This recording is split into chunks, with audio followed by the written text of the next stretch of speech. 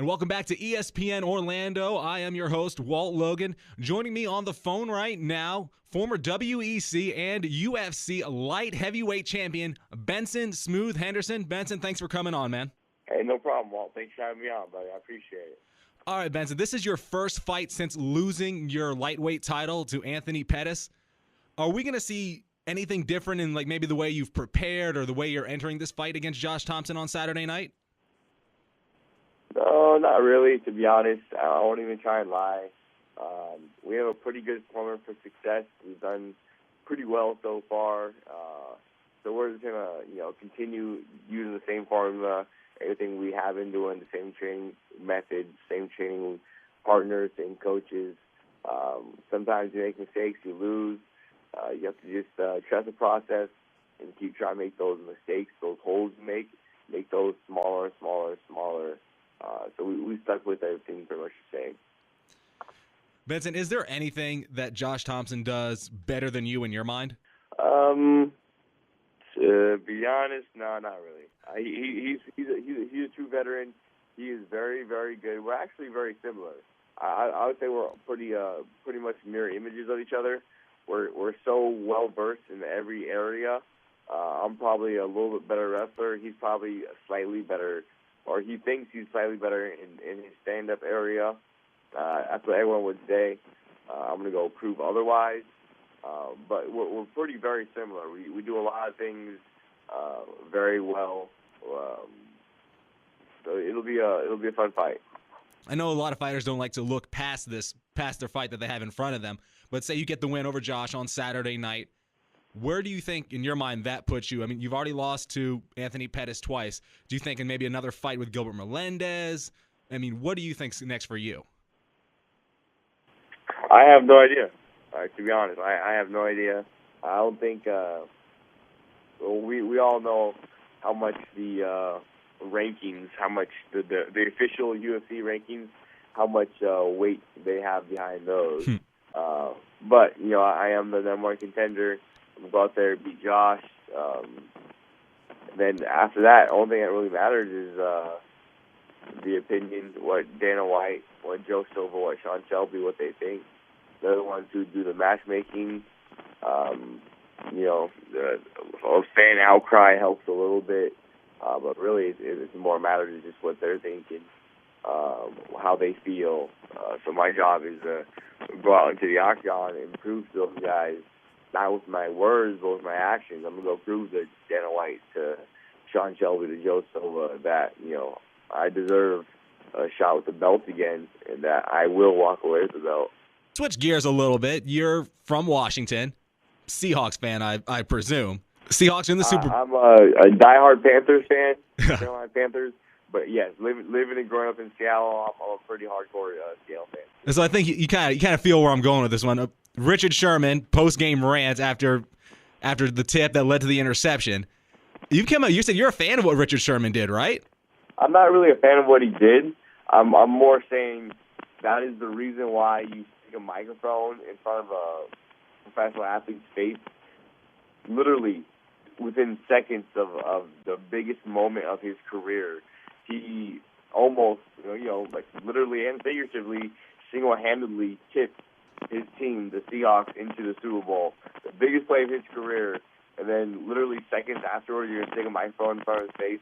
Of course, he's still amped up. He's still so excited. He has so much adrenaline, testosterone, so excited, energy running through him.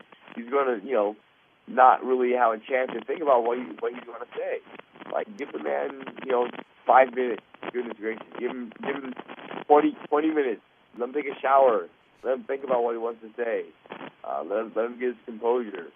But he did a great job of afterwards, kept his composure, kept his calm, and then issued a official, formal apology. It seemed pretty heartfelt, like he meant it and everything.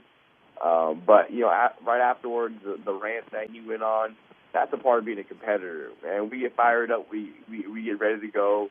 We say some things, and necessarily that we do feel that way, but we wouldn't say them in that manner if we weren't just so worked up. And they do the same thing to us fighters. They stick the microphone right in front of our face, seconds after we just, knocked out a guy or submitted them.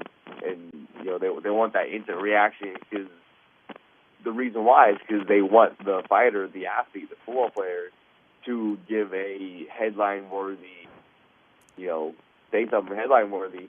And that's just what Richard Sherman did. All right, Benson, one last question. We in Orlando just got some big news. April 19th, we are finally getting a UFC event at the Amway Center. Right now, only two fights are on the card. Travis Brown versus Verdum, and also Misha Tate. She's taking on Liz Carmouche. Now, down here in Orlando, we've only been able to watch the fights on pay-per-view and on Fox. From a fighter's perspective, what can we expect fight week, like event-wise, in your mind, like that you've seen that's just going to completely blow us away? Well, that's the one thing with the UFC. It is a spectacle. It is just a great show. It's not just that one night, but it is a week-long of events that lead up to the big night. And if you've never seen a UFC in person, you are truly missing out on something. It's one of those. It's like, everyone goes to like football games or baseball games, but I would say going to a UFC event because they're not as often. Like you said, first time in Orlando, so like everyone in the Orlando area has probably never been to the UFC. I would say it's more like going to a Super Bowl or a big time, playoff game, NFC Championship or something like that. It is just a great show, great energy. There's nothing like it. There's almost nothing like going to a live UFC show. Ahead of time, UFC being a younger sport, we understand that. We know that. The higher ups of the UFC are very aware of that. So they make the UFC as fan-friendly as possible. It's like the NASCAR is the model that we're trying to follow. We're trying to be as fan-friendly as possible to get all the fighters out there. You get to meet the fighters all the week leading up to the fight. They bring in not just the fighters fighting on the card, but other fighters as well, fighters from the area. So it's just a great week leading up to a great night of fights. It'd be pretty interesting to see a bunch of UFC fighters at Disney World or the Magic Kingdom or Universal the day before, the day after, wouldn't it? Oh, I've never fought in Orlando. Like you said, first time in Orlando. I've never fought in Florida before.